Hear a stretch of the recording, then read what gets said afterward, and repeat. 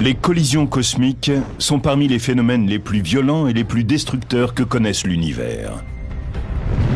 La force de gravitation provoque des chocs de toute nature, depuis de légers accrochages jusqu'à des chocs qui se produisent à des vitesses colossales. Elle déplace en permanence tous les objets qui se trouvent dans l'espace, et c'est ainsi qu'ils sont amenés à entrer en collision. Les astéroïdes, les comètes, les galaxies et les planètes sont quelques-uns des corps impliqués dans ces événements où se déploie une énergie phénoménale. Pourtant, aussi violentes et destructrices qu'elles soient, c'est à ces collisions que nous devons notre existence.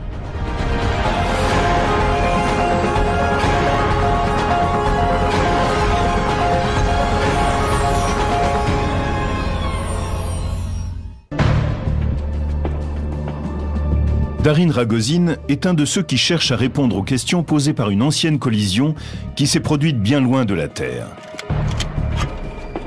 Il a mis le doigt sur une roche grise, un vestige d'un ancien choc très violent impliquant deux objets massifs dont le plus grand était de la taille de Pluton.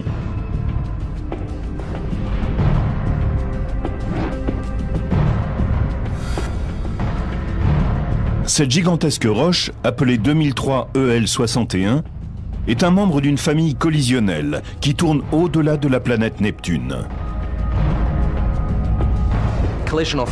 Les familles collisionnelles sont des groupes d'objets qui se déplacent autour du Soleil et qui ont des formes, des tailles et des traînes très similaires. Ils restent en amas serrés sur la même orbite car ils viennent du même objet. Les objets issus d'un même corps sont censés être faits du même matériau. C'est en étudiant leur composition et en vérifiant qu'elles sont semblables que nous pouvons savoir qu'ils ont la même origine.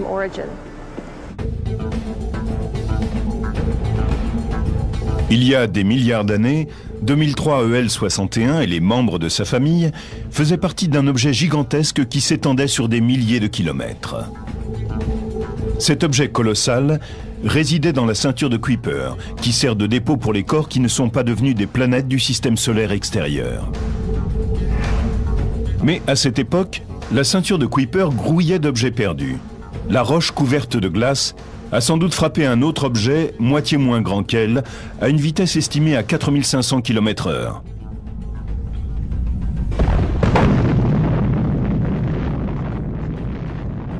L'impact produisit une énergie équivalente à 10 milliards de bombes atomiques.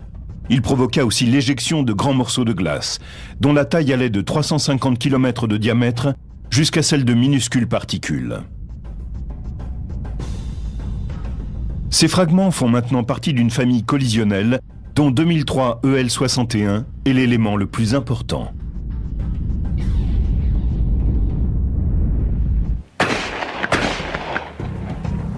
Nous sommes ici sur un stand de tir au pigeon d'argile, parce qu'ici, la trajectoire des éclats, après qu'une cible ait été touchée, est très semblable à l'orbite adoptée par les membres d'une famille collisionnelle. Une fois le pigeon d'argile pulvérisé, les morceaux s'éparpillent dans tous les sens, mais suivent plus ou moins la même trajectoire dans leur descente. Dans le cas de 2003 EL61, le choc l'a envoyé tourner à toute vitesse, comme dans un manège, et effectuer une rotation toutes les 4 heures.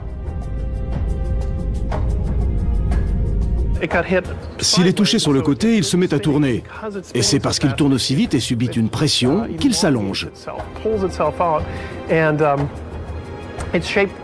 Il est un peu comme un ballon de football, sauf qu'il a une forme un peu écrasée. Ainsi, 2003 EL61 est parmi les grands objets que nous connaissons dans le système solaire, celui qui tourne le plus vite. Rien d'autre ne lui ressemble.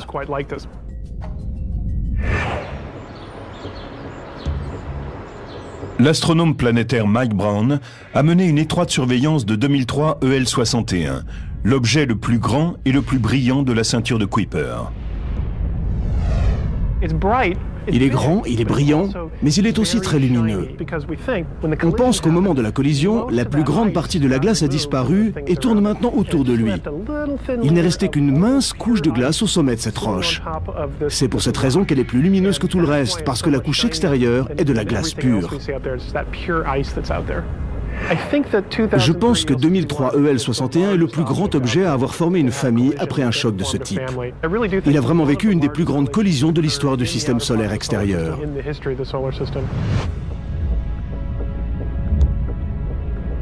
L'impact a donné naissance à 2003 EL61 et à sa famille galactique. Il a aussi produit 2 lunes. Nous les cherchons à l'heure actuelle. Environ 10% des objets de la ceinture de Kuiper possèdent une lune. Mais parmi tous ceux que nous avons observés, ils sont rares à en avoir plusieurs. Les télescopes à infrarouge déterminent la taille de ces objets en mesurant la chaleur qu'ils émettent.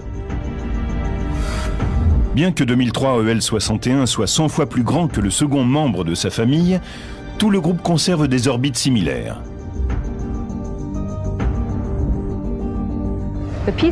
Les fragments restent ensemble et continuent à se suivre dans leur orbite autour du Soleil. Si bien que les astronomes reconnaissent les familles collisionnelles en remarquant des objets qui ont une orbite commune. Leur distance du Soleil indique le caractère elliptique de l'orbite. Quand vous tirez un coup de fusil, les plombs suivent une trajectoire similaire à la position de l'objet original. C'est la même chose pour les familles collisionnelles du système solaire. Elles suivent des orbites semblables à la position de l'objet qui est à l'origine du choc. C'est ainsi qu'on les identifie. Juste après la collision, elles sont sur des orbites légèrement différentes, mais ensuite, comme des coureurs sur une piste, elles restent toutes sur leur propre ligne. Là, ils avancent plus ou moins à la même vitesse, car les lignes ont plus ou moins la même longueur. Au bout d'un moment, si vous regardez la piste, chaque coureur est à un endroit différent de sa circonférence. C'est la même chose pour les membres d'une famille collisionnelle. Même s'ils ne sont pas l'un à côté de l'autre quand on les regarde, nous pouvons encore les identifier selon le tracé de leur orbite, c'est-à-dire la façon dont ils tournent autour du Soleil. Les scientifiques se demandent si 2003 EL61 pourrait être impliqué un jour dans une autre collision. Car il semble que Neptune exerce sur lui sa force gravitationnelle et l'attire, ce qui pourrait changer son orbite. Dans 100 millions d'années, peut-être croisera-t-il l'orbite de Neptune. Il est difficile de deviner ce qui se produira alors. Neptune peut le projeter à l'intérieur ou à l'extérieur du système solaire. Il existe différentes possibilités. Régulièrement, des objets sont éjectés de la ceinture de Kuiper et dérivent vers le système solaire intérieur. Ces roches glacées deviennent des comètes et forment de longues traînées de glace et de poussière en se déplaçant vers le Soleil. Il pourrait continuer son chemin jusqu'à Jupiter, soit heurter la géante gazeuse, soit être éjecté vers le système solaire extérieur. Personne ne peut savoir ce qui se passerait. Mais on sait que des comètes plus petites l'ont déjà heurté. En juillet 1994, le télescope spatial Hubble a observé un événement étonnant. Des fragments d'une comète appelée Shoemaker-Levy 9 se sont écrasés sur Jupiter à la vitesse de 200 000 km/h. Le plus grand fragment a libéré 6 millions de mégatonnes d'énergie. Ils ont frappé Jupiter environ 20 fois toutes les 7 heures, jusqu'à ce qu'il soit détruit. Au point d'impact à la surface de Jupiter, sont restées des cicatrices, souvenirs du violent événement. Le spécialiste du Jet Propulsion Laboratory, Don Yeomans, a analysé cet événement. Les impacts de la comète Shoemaker-Levy 9 ont ouvert les yeux du public et de la communauté scientifique. On a vu que les collisions cosmiques arrivaient de temps à autre et que l'énergie qu'elles génèrent est tout simplement gigantesque. Heureusement qu'elle a heurté Jupiter et non la Terre, car nous aurions eu de graves problèmes. Si la comète Shoemaker-Levy 9 avait frappé la Terre, elle y aurait creusé des cratères dévastateurs. Les plus vastes auraient mesuré environ 60 km de large. Un seul objet aurait pu détruire une métropole et engendrer assez de poussière pour occulter la lumière du Soleil pendant des mois. Dans le système solaire extérieur, Jupiter étant plus massif que les autres planètes mises ensemble, il doit encaisser beaucoup de chocs qui autrement seraient destinés à la Terre. Ainsi, notre grand frère Jupiter est là à veiller sur nous.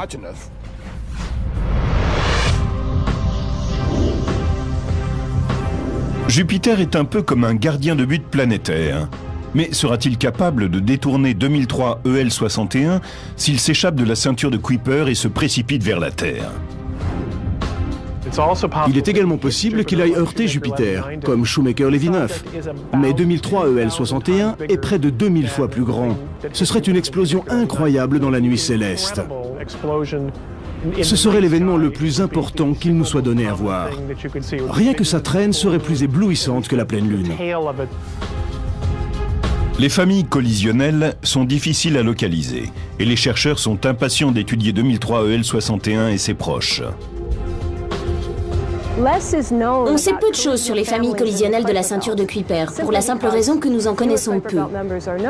Alors que nous en savons beaucoup sur les astéroïdes qui nous sont maintenant familiers. On a fait moins de recherches pour trouver des familles collisionnelles.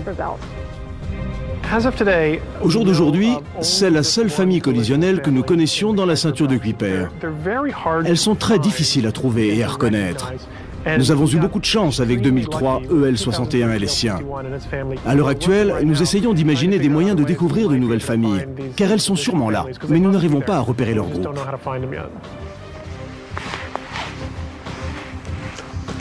Comme les éclats du pigeon d'argile, les membres de la famille de 2006 EO61 restent toutes sur des orbites similaires. Nous pouvons ainsi les suivre et en apprendre plus sur l'histoire de la ceinture de Kuiper et de la collision.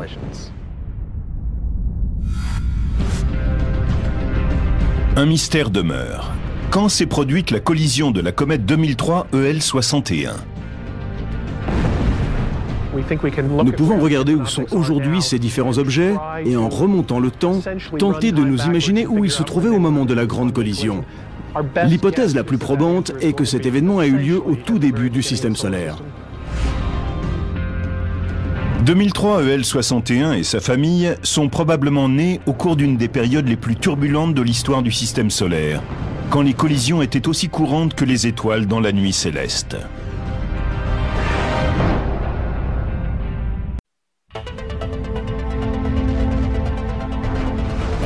Les collisions ont toujours été un phénomène courant dans l'espace. Elles sont à l'origine d'une grande partie de ce qui constitue notre univers. Et en même temps, elles ont provoqué beaucoup de destruction. C'est grâce aux collisions que se construisent les planètes. Sans elles, leur construction ne pourrait pas s'amorcer. Au début, de toutes petites particules entrent en collision, s'agrègent, puis deviennent de plus en plus grosses, jusqu'à donner lentement naissance à une planète. Mais une collision peut aussi faire disparaître une planète. Dans le système solaire, les planètes ont été créées au cours d'une période qu'on appelle le Grand Bombardement. C'était il y a plus de 4,5 milliards d'années. Mais les collisions n'ont pas cessé avec la fin de ce grand bombardement. Plus de 600 millions d'années plus tard, le système solaire a vécu une autre période intense qu'on appelle le Grand Bombardement Tardif. Des roches égarées, trop petites pour devenir des planètes, ont joué une partie de billard interplanétaire, visant et éjectant d'autres objets avec une force terrifiante. Il y avait des éclats qui se déplaçaient dans tous les sens, ce qui a provoqué de nombreuses collisions. Les nombreux cratères que l'on voit sur la Lune datent de cette période très ancienne où le système solaire venait juste de se former. Et notre Lune révèle à quel point la Terre vivait aussi une période d'instabilité. Nous pouvons même calculer plus ou moins précisément, en nous basant sur les cratères lunaires, avec quelle intensité nous avons été frappés par des objets de 9 km de diamètre. Vers la fin du grand bombardement tardif, des astéroïdes d'un diamètre de plusieurs centaines de kilomètres sont venus frapper la Terre. Certains étaient capables de réduire les océans en vapeur d'eau, de laisser des cicatrices impressionnantes à leur point d'impact et de soulever la surface terrestre en éliminant toute forme de vie alentour.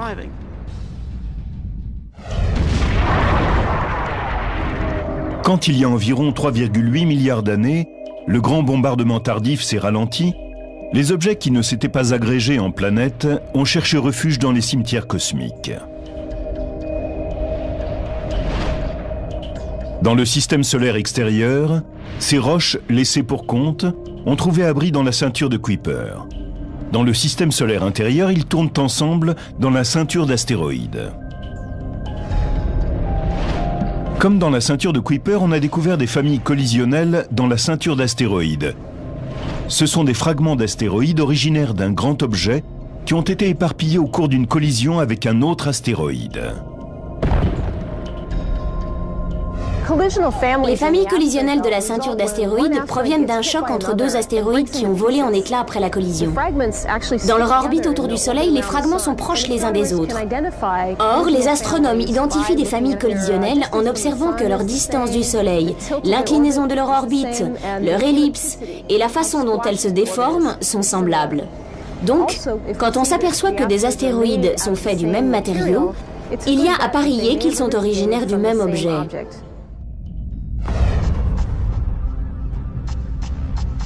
On a repéré environ 20 à 30 familles collisionnelles dans la ceinture d'astéroïdes. Les spécialistes sont vivement intéressés par une collision galactique à l'origine de la famille d'astéroïdes Batistina.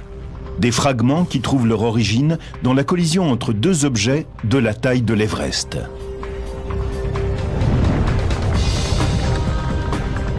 Il y a à peu près 160 millions d'années, deux astéroïdes d'environ 170 km de diamètre se sont heurtés dans la ceinture d'astéroïdes. L'impact a créé une multitude de petits fragments rocheux, plus de 136 000. Les spécialistes estiment que 20% d'entre eux ont échappé à la ceinture d'astéroïdes et que 2% sont tombés en pluie sur la Terre. Certains disent qu'il y a 90% de chances pour que l'un des astéroïdes de la famille Batistina soit responsable de la disparition des dinosaures. Il y a 65 millions d'années, une myriade d'espèces de dinosaures régnait sur le monde préhistorique. Mais un événement catastrophique les a effacés de la surface de la Terre. Aujourd'hui, on a des éléments pour expliquer ce qui leur est arrivé. On a la confirmation qu'un objet cosmique gigantesque est tombé du ciel et a explosé sur la péninsule du Yucatan, près du village mexicain de Chicxulub.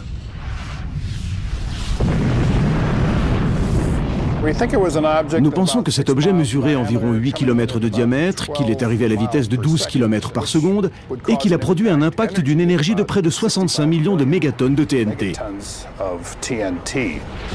Pour faire une comparaison, c'est l'équivalent d'une explosion telle qu'Hiroshima par seconde, et ce pendant environ 140 ans.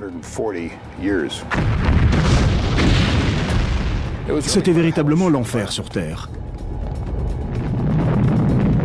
On pense que cet astéroïde a contribué à l'extinction de plus de 75% des espèces terrestres. Voici ce que nous pensons qui est arrivé lors de cet impact. Un grand astéroïde est arrivé et a frappé la Terre. Cela a généré un énorme nuage de débris et de poussière dans l'atmosphère qui a caché une grande partie de la lumière du Soleil. Il faut imaginer une journée nuageuse qui dure des années. Amy Mainzer, pour nous expliquer ses recherches sur la disparition des formes de vie liées à l'impact, nous emmène visiter l'aquarium du Pacifique à Long Beach, en Californie. Nous pouvons mieux comprendre les effets que les impacts d'astéroïdes peuvent avoir sur la Terre en regardant ce bel aquarium. Il est plein de couleurs et de vie. On y voit de nombreuses espèces différentes, des animaux mais aussi des plantes. Et tout cet écosystème, bien sûr, dépend du Soleil. Les grands poissons, comme vous en voyez ici, mangent les petits. Les petits poissons mangent les plantes. Et les plantes ont besoin de la lumière du Soleil pour fabriquer de l'énergie à travers ce qu'on appelle la photosynthèse. Vous pouvez donc imaginer que si quelque chose venait faire écran à la lumière du Soleil, tous ces animaux magnifiques périraient.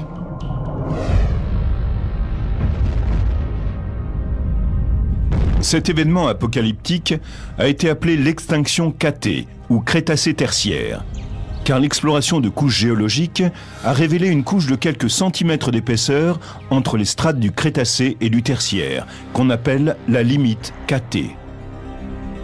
Elle sépare l'âge des reptiles de celui des mammifères.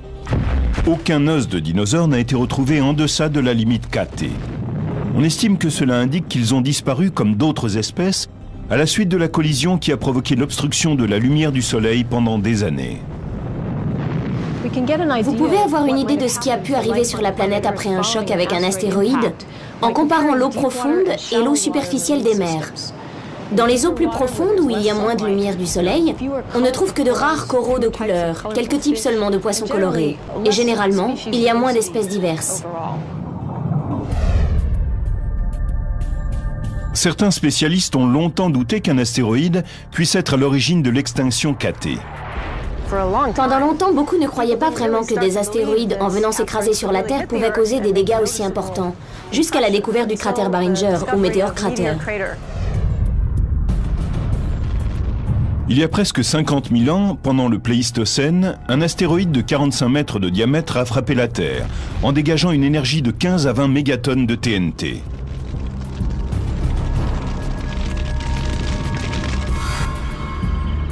L'impact a éjecté 175 millions de tonnes de roches du sol de ce qui est maintenant le désert de l'Arizona.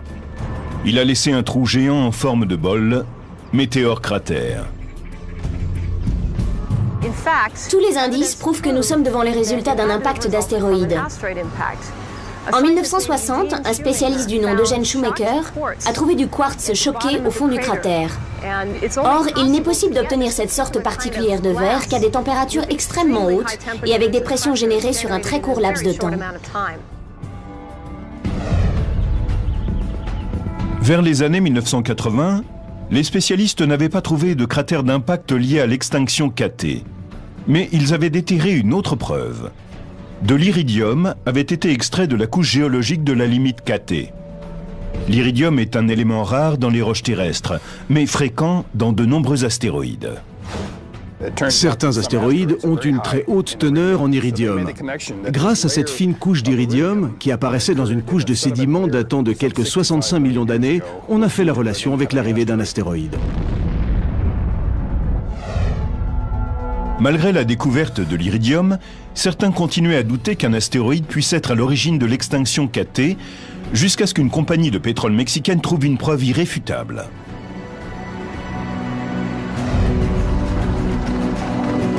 Des spécialistes foraient dans la péninsule du Yucatan quand ils ont découvert un cratère d'impact large de 150 km, enfoui sous l'eau et sous 900 mètres de calcaire. L'analyse de la roche a confirmé que le cratère avait été creusé par un astéroïde. Et comme à Météore cratère en Arizona, on a ici aussi découvert du quartz sur le site du cratère d'impact KT. Une des preuves importantes pour l'impact de Chicxulub a été la découverte de quartz choqué. Quand on a regardé le site d'impact et la zone autour, tout comme dans le monde entier, on a découvert du verre qui avait fusionné après avoir été créé et amalgamé au moment de l'explosion.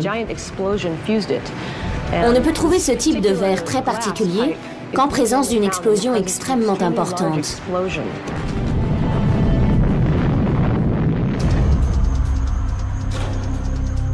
Aujourd'hui, beaucoup de spécialistes s'accordent pour dire qu'un astéroïde est bien à l'origine de l'extinction KT il y a 65 millions d'années. Et maintenant, il s'agit d'identifier l'astéroïde qui a causé cet événement. Des sédiments, prélevés sur le site de Chicxulub, révèlent que l'astéroïde était une chondrite carbonée, une roche très primitive. Ces types de roches ont des compositions similaires à celles de la famille Batistina, une collection d'astéroïdes issus d'une plus grande roche. Et on pense qu'il y a de fortes chances que ce soit un membre de la famille Batistina qui ait déclenché l'extinction des dinosaures.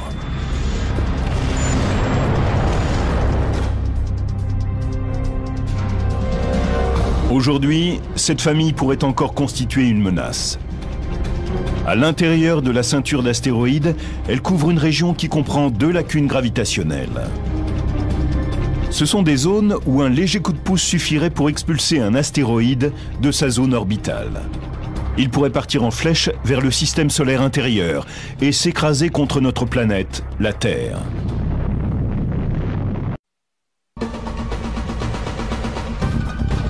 Les collisions cosmiques n'appartiennent pas au passé. Elles peuvent encore survenir et s'avérer mortelles. À l'intérieur de la ceinture d'astéroïdes, entre les planètes Jupiter et Mars, vit la famille Batistina, un groupe de roches originaire d'un grand objet qui a été fracassé lors d'une collision. Après l'impact, certains membres de la famille Batistina ont été éjectés de la ceinture d'astéroïdes. On pense qu'au moins l'un d'entre eux a pu heurter la Terre il y a 65 millions d'années et provoquer l'extinction des dinosaures.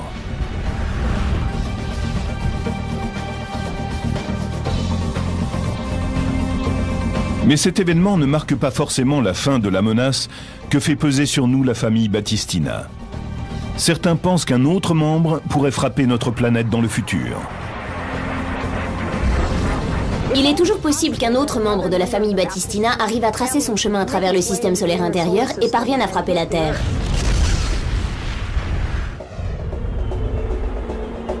En observant cette famille, les chercheurs ont découvert que ces membres partageaient en effet des orbites similaires.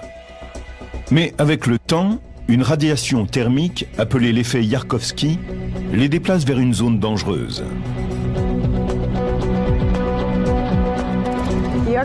L'effet Yarkovsky est une radiation thermique qui a la capacité d'altérer l'orbite d'un astéroïde. Quand il est frappé par la lumière du Soleil, il faut un peu de temps à l'astéroïde pour se réchauffer. Cela produit une radiation thermique qui donne un petit élan à l'astéroïde et transforme alors son orbite. L'effet Yarkovsky n'est pas très important, mais sur des millions d'années, il devient significatif. Avec le temps, ce glissement orbital progressif pourrait produire une autre collision catastrophique. Grâce à des simulations, on a montré que des membres de la famille d'astéroïdes Batistina entrent parfois en résonance avec la planète Jupiter. En d'autres termes, l'astéroïde orbite 7 fois quand Jupiter orbite 2 fois. À ce moment particulier, les astéroïdes peuvent être envoyés dans le système solaire intérieur comme une boule dans un flipper. Certains fragments d'astéroïdes vont croiser alors l'orbite de la Terre, ce qui veut dire qu'ils ont des chances de la heurter. Si un impact KT se produisait aujourd'hui, ou que ce soit sur la planète, cela détruirait toute civilisation. Même si quelqu'un arrivait à survivre dans un coin reculé, il est presque certain qu'il mourrait de faim. Les hommes pourraient sans doute survivre dans quelques endroits colonisés, mais la civilisation disparaîtrait. Ce sont des événements destructeurs de civilisation.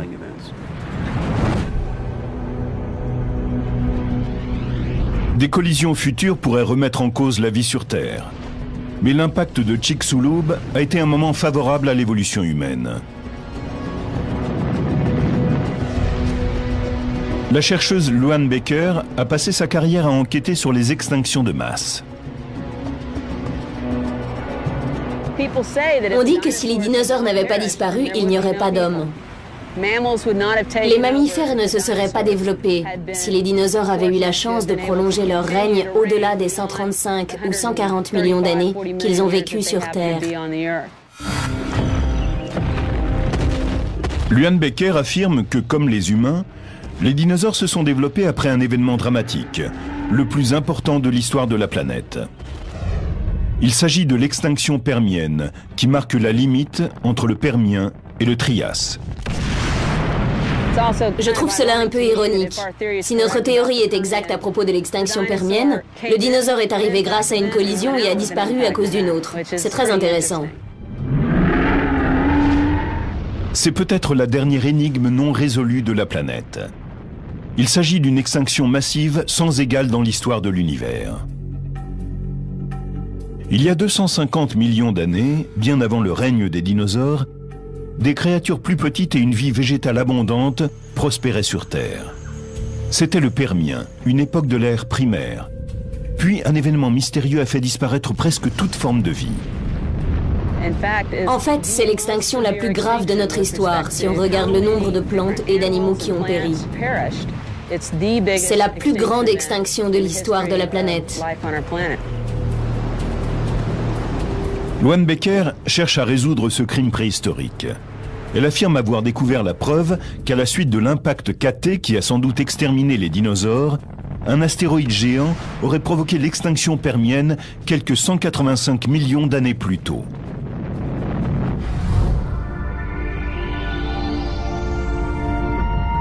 Pendant le Permien, notre monde était composé d'un supercontinent appelé Pangée et d'un superocéan appelé Pantalassa. Selon Loan Becker, un objet d'un diamètre de 10 km s'est écrasé dans l'océan, à la pointe sud du supercontinent, au large du nord-ouest de l'Australie actuelle. Si vous aviez été sur la plage il y a 250 millions d'années, vous auriez sans doute eu un point de vue idéal sur cet événement particulier. Un objet de la taille de l'Everest s'est écrasé à la lisière du continent, le long de la plage, provoquant un énorme tremblement de terre, d'immenses tsunamis, propulsant des kilomètres et des kilomètres de poussière de débris dans l'atmosphère. Et en se dispersant, ils ont obstrué le passage de la lumière du soleil. Vous seriez alors resté dans l'obscurité pendant des mois. Cela suffit pour faire baisser la photosynthèse au sommet de la chaîne alimentaire et les résultats sont catastrophiques sur tout ce qui vit. Si la théorie de Loan Becker est exacte, cette collision pourrait avoir anéanti toute vie sur Terre. En effet, elle s'est produite sur un continent et un océan. Une extinction de cette ampleur aurait donc opéré un changement complet dans l'évolution et ouvert la voie au développement des dinosaures.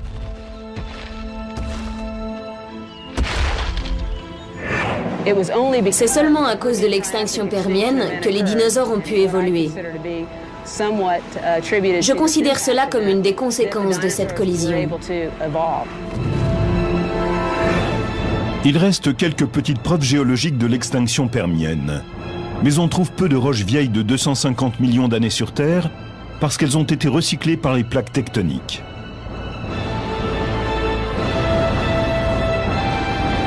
Loan Becker dit qu'elle a trouvé des traces d'un cratère d'impact au nord-ouest de l'Australie.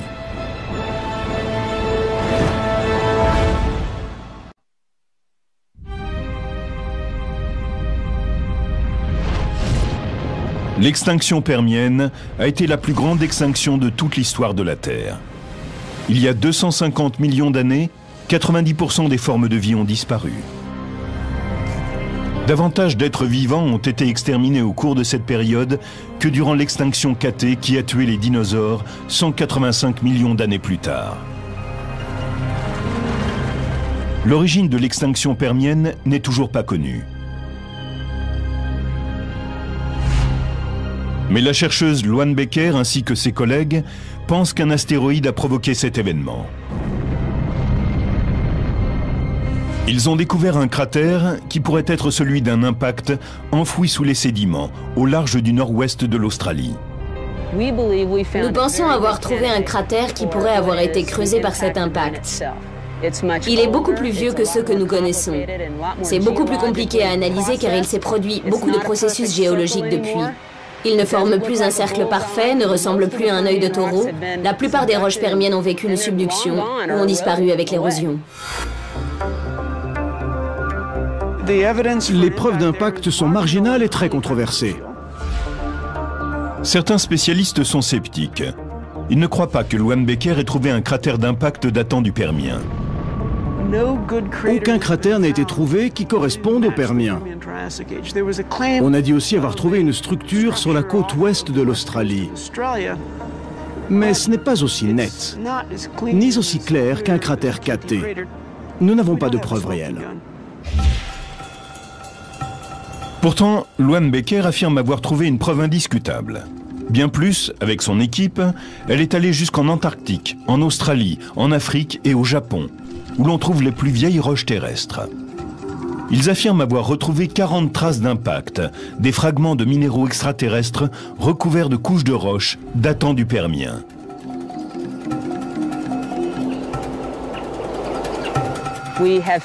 Nous avons trouvé ce que nous considérons comme de petits débris d'un impact qui ressemblent tout à fait à ce que nous découvrons quand nous voyons une météorite. Il est possible que certains débris de météores soient tombés au cours du choc et aient été conservés dans les couches de roches. Ce qui n'a pas été recouvert par la couche de roche permienne, c'est l'iridium. C'est la substance que l'on trouve dans les météores qui a permis de convaincre de nombreux scientifiques qu'un impact d'astéroïde avait provoqué l'extinction des dinosaures il y a 65 millions d'années. Certains collègues très tatillons disent qu'on devrait avoir trouvé aussi de l'iridium.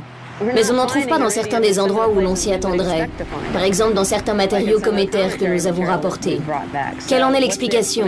C'est tout simplement qu'il y a des objets différents et qu'ils ne sont pas tous semblables.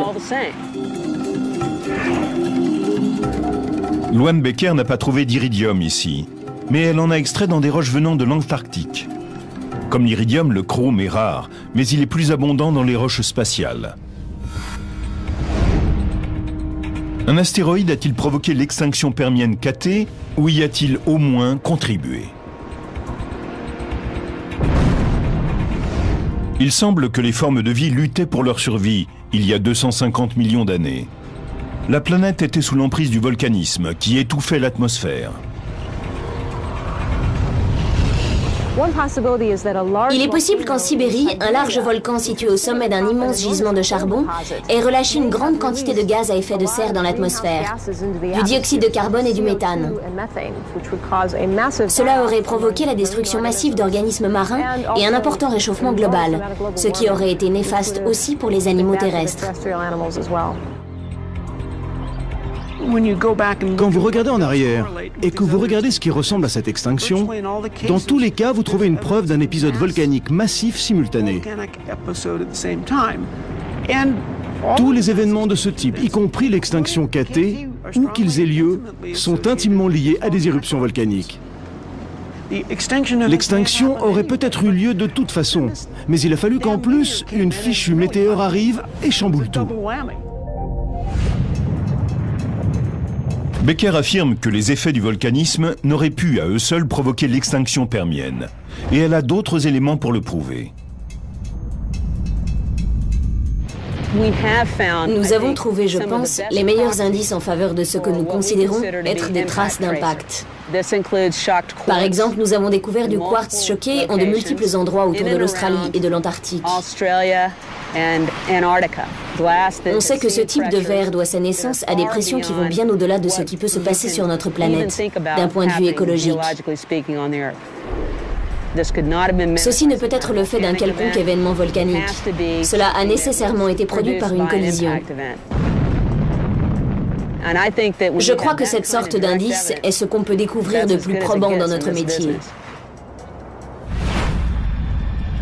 La communauté scientifique discute toujours pour savoir si l'impact d'un astéroïde a pu contribuer à déclencher l'extinction permienne il y a 250 millions d'années. Mais les roches spatiales ne sont pas les seuls objets qui peuvent provoquer un bouleversement cosmique. En fait, il est fréquent que notre galaxie, la Voie lactée, soit impliquée dans une collision galactique multiple.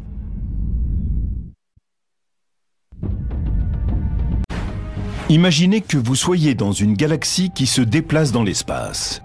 La circulation semble fluide, mais à tout moment, vous pouvez être confronté à une collision. Des carambolages cosmiques comme celui-ci se produisent en permanence, surtout quand les galaxies se rapprochent trop près les unes des autres.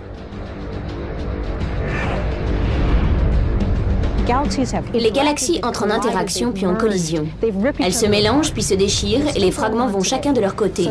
C'est encore le cas aujourd'hui. Les collisions ont toujours fait partie de la vie d'une galaxie et ce sera toujours le cas. La chercheuse Michelle Thaler sait combien les collisions galactiques peuvent être violentes, en particulier quand elles impliquent plusieurs galaxies. En ce moment même, le télescope spatial Spitzer observe les phases d'un carambolage. 4 galaxies supermassives vont entrer en collision sur une autoroute cosmique à environ 5 milliards d'années-lumière de la Terre.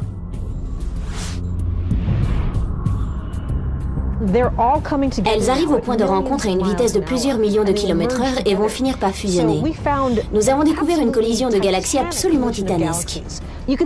La plupart des collisions ressemblent à ce qui se passe quand de petites voitures se rentrent dedans sur une autoroute. Mais dans ce cas, il s'agit plutôt de 4 camions à 18 roues qui entrent en collision frontale. Sous un tel choc, des milliers d'étoiles sont tout simplement éjectées de la galaxie. Cette violente collision est en train de se produire. Une fois le choc passé, les 4 galaxies auront fusionné pour former une galaxie de 10 fois la taille de la Voie lactée. Ce sera l'une des plus grandes de tout l'univers.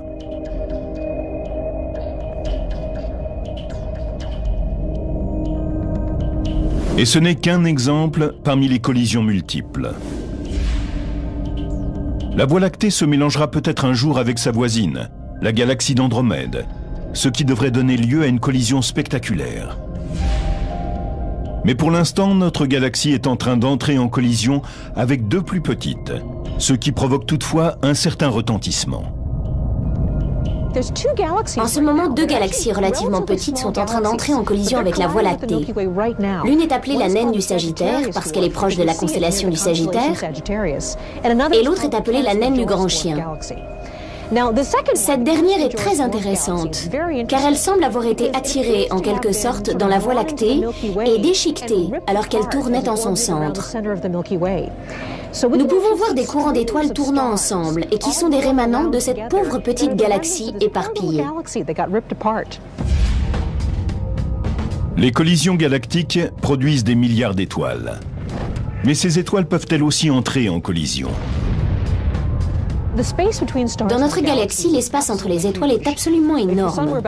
Si le Soleil était de la taille d'un ballon de basket et que je sois ici à Los Angeles, l'étoile de la même taille la plus proche serait à New York. Il y a tellement d'espace entre les étoiles que les collisions stellaires sont très rares. Même si elles sont rares, les collisions stellaires peuvent se produire là où les objets stellaires forment des amas denses.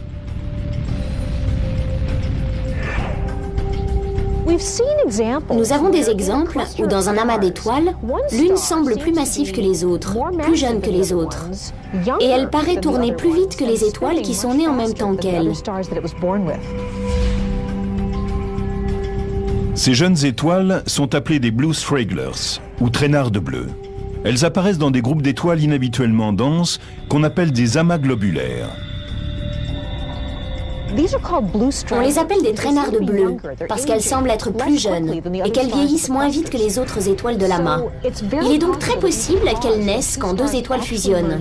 Celles-ci se sont rapprochées puis la force de gravitation les a amenées à tourner l'une autour de l'autre. Et c'est ainsi que l'on a cette grande étoile brillante qui tourne très rapidement. Les collisions stellaires ne sont pas de petits accrochages galactiques. Elles peuvent être assez destructrices. Elles se sont rapprochées de plus en plus, elles ont tourné de plus en plus vite. Elles ont avancé à des centaines de milliers, voire des millions de kilomètres/heure et ont commencé à s'arracher mutuellement de petits morceaux tout en se frôlant. Une collision stellaire peut être un événement spectaculaire et très violent. Si le transfert de masse s'effectue sur un temps suffisant, les orbites vont se rétrécir. Les deux étoiles vont se rapprocher de plus en plus et elles pourront soit former une seule étoile géante, soit s'effondrer en donnant naissance à une étoile à neutrons ou un trou noir. Qu'il y ait fusion d'étoiles et de galaxies, ou choc d'astéroïdes et de comètes, les collisions cosmiques continueront aussi longtemps que l'univers existera. En approfondissant notre connaissance de ces événements incontrôlables, nous pourrons avoir une meilleure compréhension des origines de l'univers et peut-être prévoir son avenir.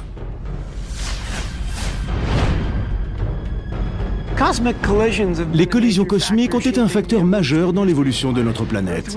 La Terre n'existerait pas sans elles. Les éléments chimiques dont la vie a besoin pour démarrer proviennent de ces impacts.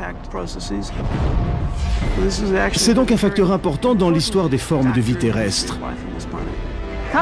Les collisions cosmiques sont responsables de phénomènes aussi différents que les chocs d'astéroïdes, les fusions de galaxies et la formation d'étoiles géantes. Elles détiennent de toute évidence la clé de notre compréhension de l'univers.